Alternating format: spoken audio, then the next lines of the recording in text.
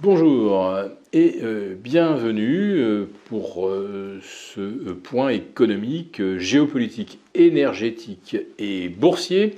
Nous sommes le jeudi 26 octobre et pour comprendre comment tourne la planète finance et boursière, c'est sur l'inforruptible et nulle part ailleurs et l'épisode du jour, je le résume d'un seul terme, impitoyable.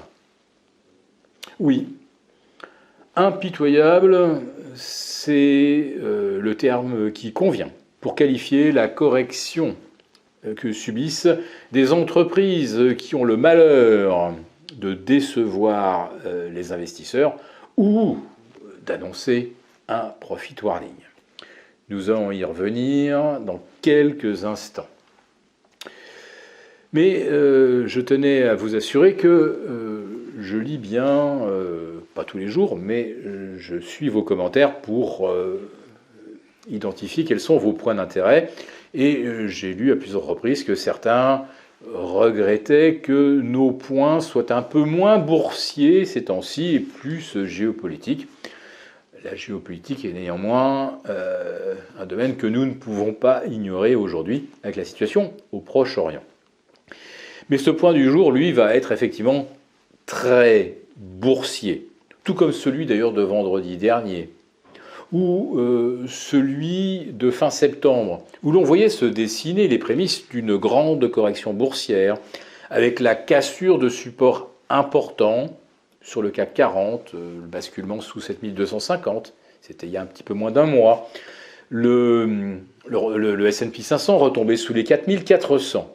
Bon, maintenant nous rentrons dans une toute autre dimension, puisque le CAC 40 maintenant est tombé en dessous du palier psychologique des 7000, mais surtout en dessous des 6880, et tente aujourd'hui ce débat pour préserver les 6800.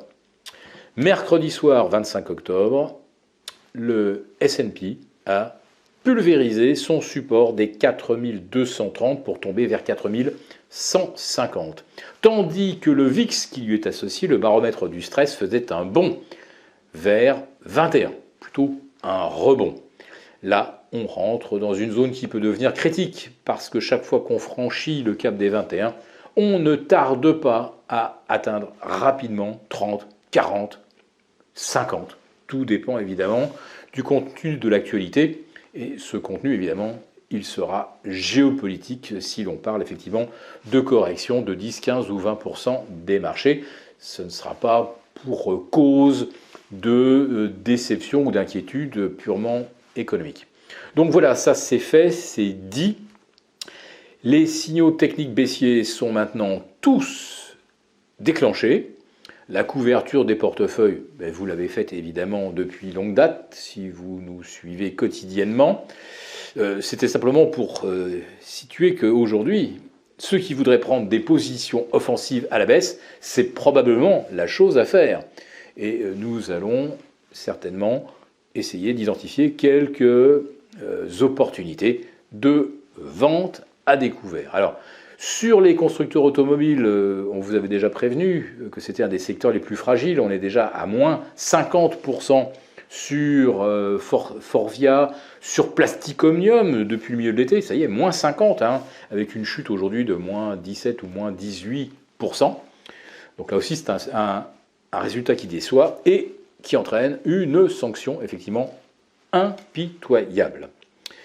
Ce qui sera aussi impitoyable, c'est la reconnexion des marchés avec le réel, après des mois et des mois de lévitation, causée par le fait qu'on ne savait pas quoi faire de l'argent qu'on avait retiré des marchés obligataires, qui connaissent un des cracks les plus titanesques de l'histoire. Oui, que faire avec l'argent? Eh bien, par défaut, on le maintenait sur les actions.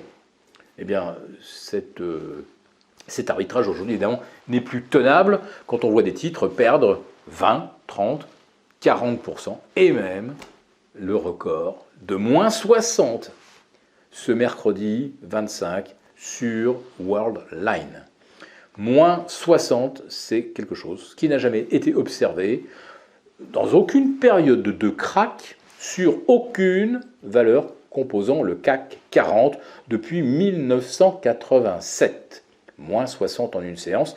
Et ce matin, on se rajoutait même 5% de baisse supplémentaire. On était donc à moins 65 en l'espace de moins de 48 heures. Jamais aucune valeur du CAC n'a subi une telle sanction. Ça démontre à quel point ce marché est devenu extrêmement fragile.